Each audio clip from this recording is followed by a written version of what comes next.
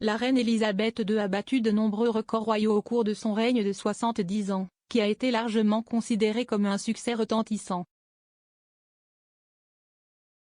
Mais parallèlement au sommet incroyable, la reine a rencontré des moments vraiment terribles au cours de son mandat de monarque. Cette année, la reine célébrera son jubilé de platine, devenant ainsi le premier monarque britannique à atteindre ce jalon stupéfiant.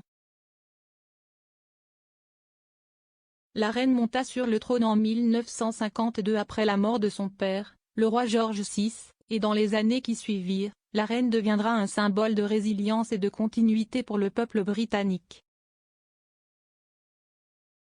Mais parallèlement à la douceur, il y a eu de nombreuses périodes difficiles, y compris la mort de plusieurs membres de la famille royale notables et des catastrophes dévastatrices. 1953, les fiançailles de la princesse Margaret avec le capitaine de groupe Peter Townsend. Dans les années 1950, la relation de la princesse Margaret avec le capitaine de groupe Peter Townsend a fait la une des journaux, mais le match s'est avéré controversé. Le statut de divorcé du capitaine de groupe Townsend rendait la perspective d'un mariage avec la sœur de la reine particulièrement difficile car la reine est le chef de l'Église et, à l'époque, le mariage chrétien était considéré comme indissoluble. Alors que de nombreux membres de la société soutenaient le mariage amoureux, Margaret a finalement été confrontée à la perspective de renoncer à ses privilèges royaux et à ses revenus pour épouser l'homme qu'elle aimait. Après 2 ans de spéculation, Margaret a choisi de ne pas épouser Peter Townsend en 1955, et en 1960, elle a épousé Anthony Armstrong-Jones. 1966, catastrophe d'Aberfan. Le petit village gallois d'Aberfan a connu un chagrin incroyable en 1966 lorsqu'une décharge de déchets miniers s'est effondrée sur une école locale.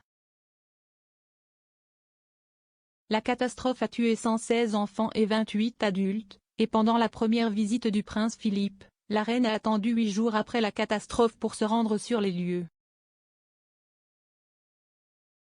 Alors que certains ont interprété l'absence de la reine comme froide, les biographes ont déclaré que la reine avait retardé sa visite afin de ne pas interrompre la mission de sauvetage en cours. On pense que le retard de la reine à visiter Aberfan est l'un de ses plus grands regrets de son règne. 1992, l'année horrible de Queen. La reine désignerait 1992 comme son annus horribilis, qui signifie année horrible en latin, dans un discours marquant le 40e anniversaire de sa succession. La reine a déclaré: 1992 n'est pas une année sur laquelle je reviendrai avec un plaisir non dilué. Selon les mots de l'un de mes correspondants les plus sympathiques, cela s'est avéré être un annus horribilis. En 1992, le mariage chancelant de la princesse Diana et du prince Charles s'est terminé par une séparation, tout comme le mariage du deuxième fils de la reine, le prince Andrew, et Sarah Ferguson. Un incendie s'est également déclaré au château de Windsor, détruisant plusieurs pièces et entraînant une ruée vers la sauvegarde d'innombrables artefacts et peintures inestimables de l'ancienne forteresse.